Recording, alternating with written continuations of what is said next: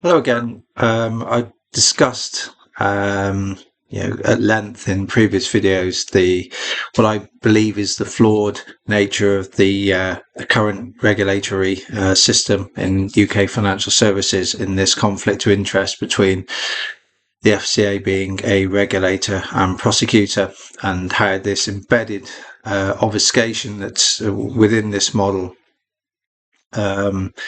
sort of leads to a situation where the regulator can sort of discipline companies that they deem to be errant in a way of which it involves them holding companies to different standards than they hold themselves. So we've almost got to do as we say, not as we do model. And I've done a few videos. I covered cases, I covered Barclays, I covered Sapia, in saying that in those situations in regard to the wealth tech scandal, that that if the regulator itself hadn't have failed, the situation wouldn't have arisen where we had a wealth tech scandal, because it just wouldn't have been possible to do. And I want to go through an example with you now. And I've posted an email I received, would you believe it, on the 2nd of this month, 2nd of July. And you might recall in my previous videos, I've discussed how Santander are likely or should have questions pointed to them in terms of, because Santander operated the bank account of Collingwood Wealth, of which there were sort of double-digit millions of monies transited through, and how they themselves were probably going to have to answer some very difficult questions if they're not currently doing so. And so why they didn't flag up a number of serious irregular and lumpy transactions, and why they didn't sort of flag those as suspicious transactions. And essentially Collingwood Wealth was supposed to be, as I covered in the book Lost the Races, a remuneration vehicle where John and I were supposed to be self-employed. I was self-employed, providing research to the group, Vertum, that later sat within Wealth Tech. And I would be paid a monthly fee out of that, and I was understood that the Collingwood would then invoice the regulated entity, Virtus LLP, whatever it was, to then Wealth Tech. Not that I was there long for when Wealth Tech came into play, and it would reconcile that way. You may recall that I also developed suspicions about misuse of this vehicle.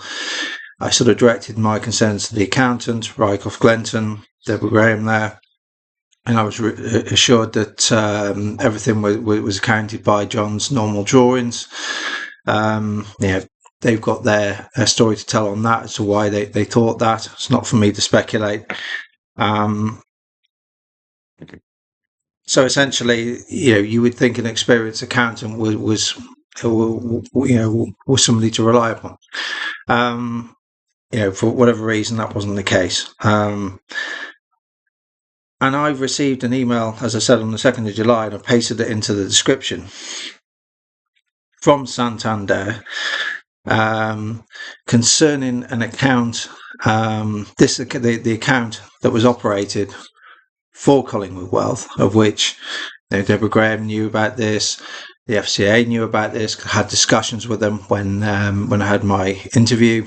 I had to sort of educate them. They were showing this data. I said, look, in terms of Collingwood, these payments are to me. You'll notice that at the end of the month, sometimes they tipped over into the next month when I had to chase, but they should be regular all the same. They all went to the same bank account. And they said to me, it shows how ill prepared they were, because they were marked up GK. and they said, well, what's GK? And I said, well, yeah, as I appear on your register, Gary Kevin is my first two names. But so I received this email saying that there aren't enough funds to pay a standing order to RYECROFT GLENTON practice account, and so on and so forth. Now, isn't it extraordinary that if you look at Collingwood Wealth, think about it, the FCA intervened in WealthTech in April 23. They launched their investigation, I think, in May, and later on in the year they charged John, and so they knew that this Santander account had been used to transit lots of money through it. And indeed, I had an email from Jennifer Hepworth also saying that to me, saying we're concerned about Collingwood, and I then responded to her and said, yeah, so was I, and I showed her the email that I received from Deborah Gray and saying everything was okay. So they knew about this account. So and here we are, still. If you look at Collingwood, so Collingwood posted its last micro accounts in January 23, so just before the FCA intervened.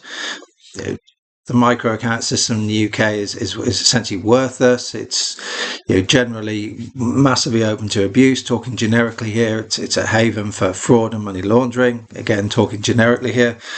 And then on the 10th of August, there was a change of registered office, because the registered office had been for a number of years at 32 Portland Terrace, Newcastle, which is the offices of RYECROFT GLENTON. Assuming that when this scandal broke, they wanted to backpedal really, really quickly, I imagine. And then it was re-registered. I assume it's John's address. This is public knowledge here. You can look at this on Companies House. Then there was a couple of strike-off notices, compulsory strike-off notices, and then it was dissolved via this strike-off process in June 2024. So you can see how, surely you would think that as soon as they suspected what had happened, and certainly when they got as far as charges and investigations and charges, that this bank account would have ceased to exist. They would have effectively shut it down and seized it or whatever, and yet still it was able to trundle on. I was a director of this, which enabled me to receive these monthly payments. I never ever processed a single payment from the regulated account. I merely received them via the Santander account, never processed anything at the Santander account. But that is the truth. The FCA know this. But the fact that it wasn't shut down, and in theory you can still get an email about it, which suggests that it still exists.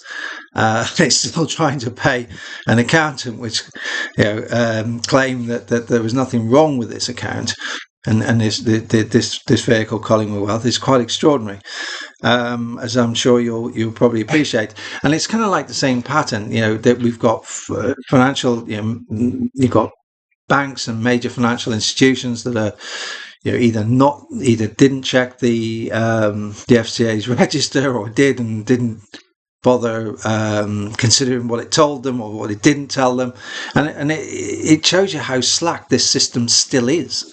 And this is why I've made the point that isn't it crazy that Parliament hasn't sort of held the FCA to account and said, given these extraordinary holistic systemic failures, what have you done to make sure that this couldn't happen again? And what have you done to ensure it isn't happening now?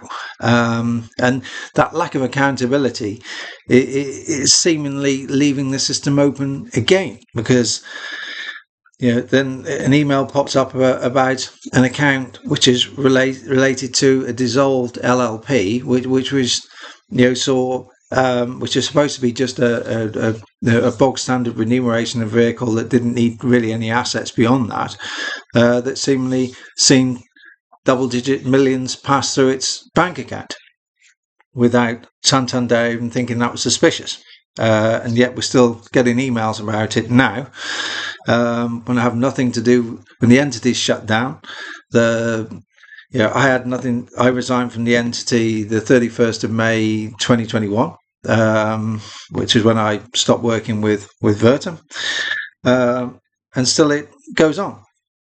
It's incredible, and I hope you can see that my concerns are not misplaced.